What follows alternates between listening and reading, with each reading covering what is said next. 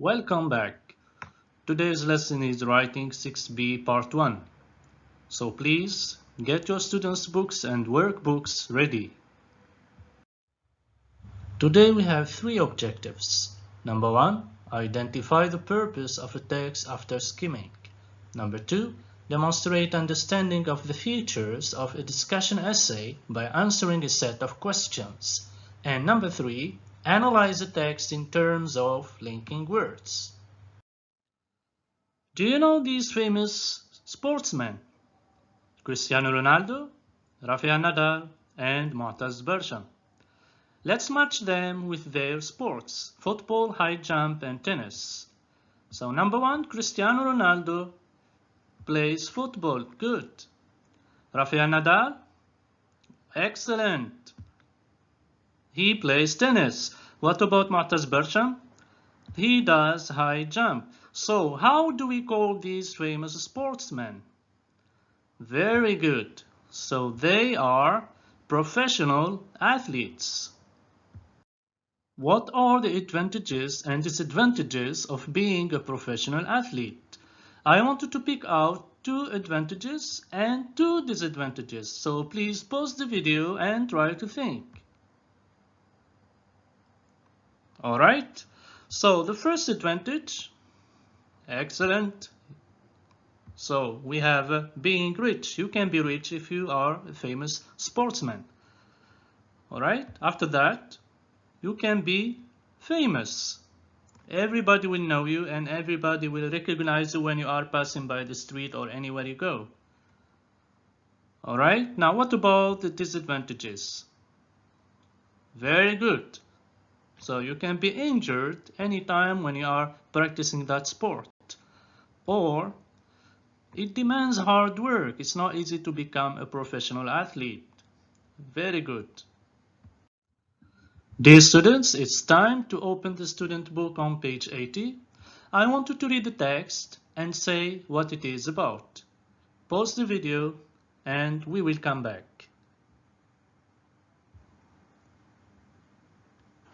Alright, so what is the main idea of the text? Excellent. The text is about discussing the advantages and the disadvantages of being a professional athlete. Now, I want you to read the essay a student wrote and answer the questions that follow. So we have the essay here, and here we have the questions. So you are going to answer the following one. In which paragraph does the writer do the following? So you are going to write the numbers 1 to 4, then give examples from the essay. We have A, B, C, D, E, and F. And you are going to put the right number. Alright. So in which paragraph does the writer present advantages?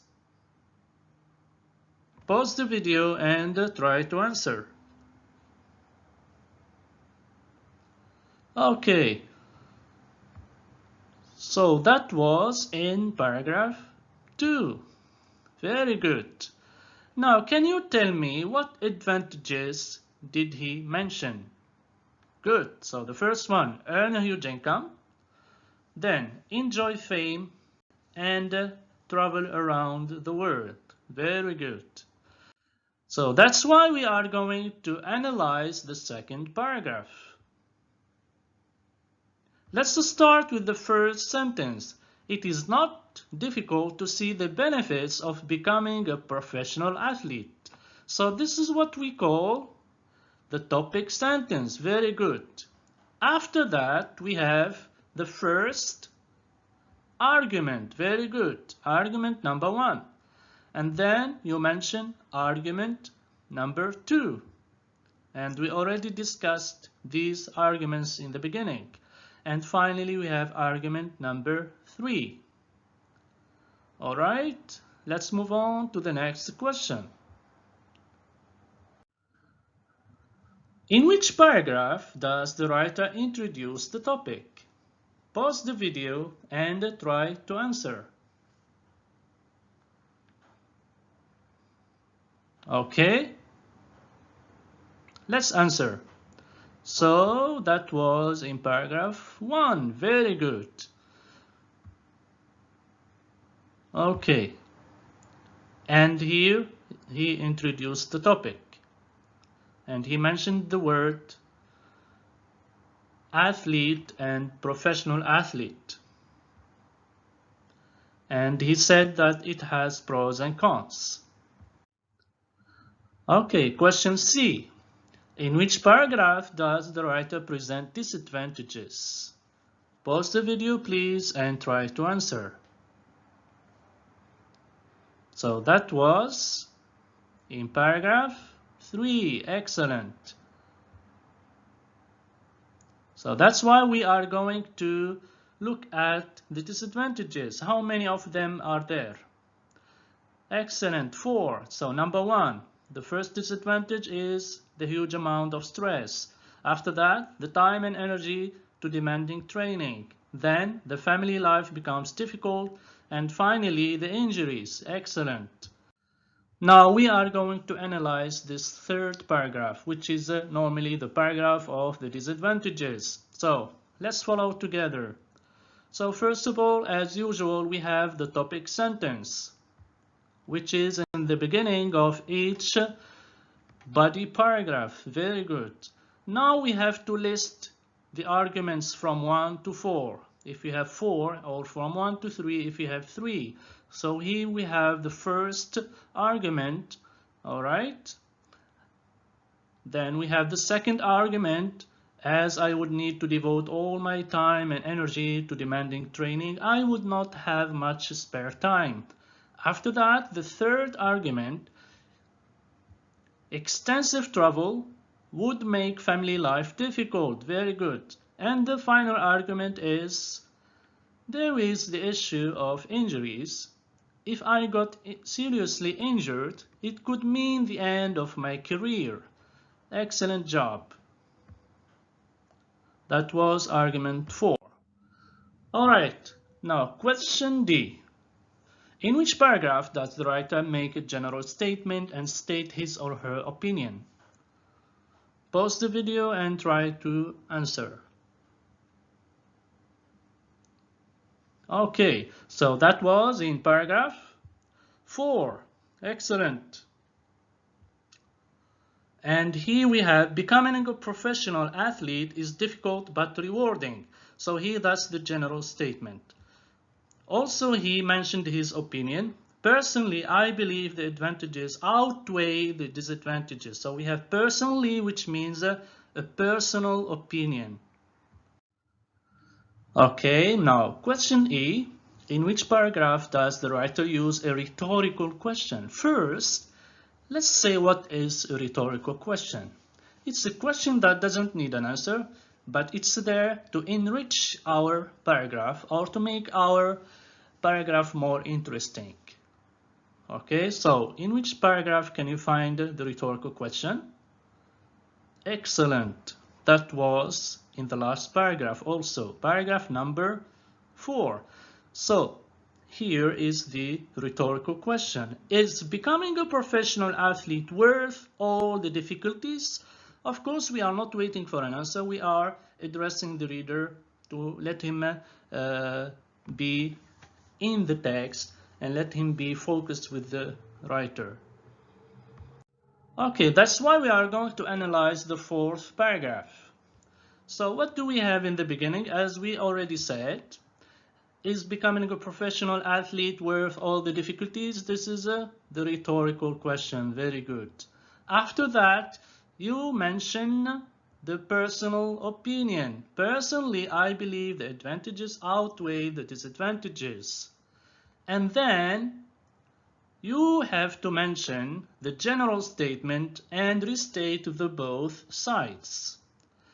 Okay, good. Let's move on to question F. In which paragraph does the writer address the reader directly? What does it mean directly? It means you have to mention the pronoun you. All right, so that was in paragraph 1. Very good. And here we have the sentence, have you ever dreamt of becoming a professional athlete? So we have you. Why do we address the reader directly? To make him involved in our essay, to attract his attention. Very good. All right, now let's analyze the first paragraph. So we said in the beginning we have addressing the reader directly. After that, how do we call this sentence? Becoming a professional athlete seems quite appealing to me, but it requires a lot of talent, effort, and devotion. This is presenting the topic very simply. And finally, you have to tell the two sides. You have to state that there are pros and cons, or that there are advantages and disadvantages. All right, now let's recapitulate. What are the features of an essay discussing advantages and disadvantages? First, we have the layout. In paragraph 1, you should introduce the topic. In paragraph 2, you have to present the advantages. In paragraph 3, you have to present the disadvantages. And finally, in paragraph 4, you have to make a general statement and state your opinion.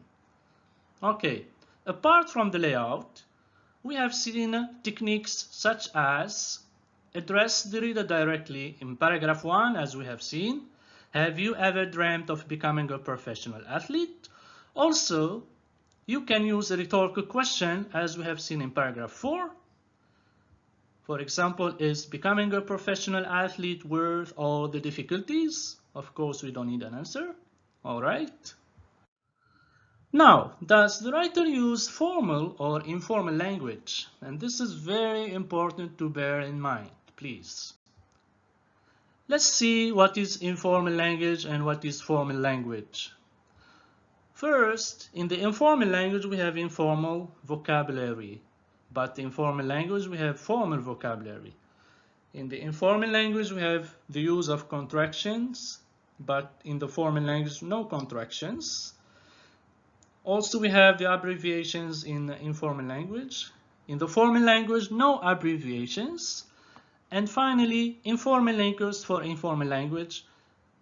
But in the formal language, of course, we have formal linkers. So which one did the writer use? Excellent. He used the formal language and he didn't use the informal language.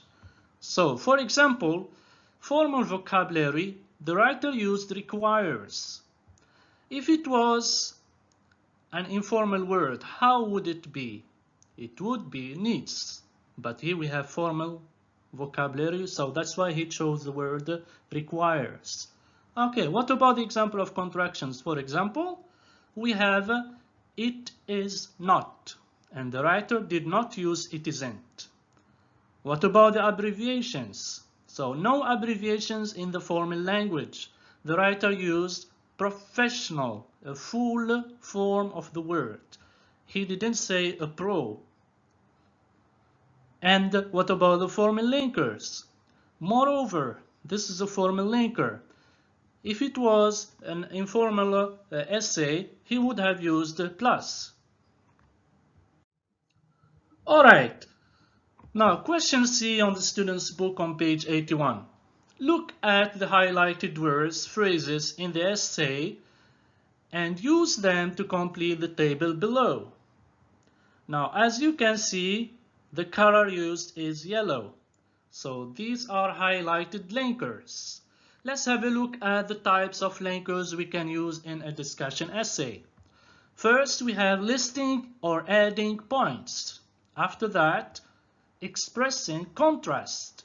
And finally, summing up linkers. Now let's start with number 1. To begin with, which kind of linker is it? Excellent, that's a linker of listing. And also we have, first of all, in the first place, what is more, furthermore, apart from that, also, finally, lastly, okay, and we are going to fill in the blanks with the other linkers. All right, so linker number 2, In addition, this is also a listing linker.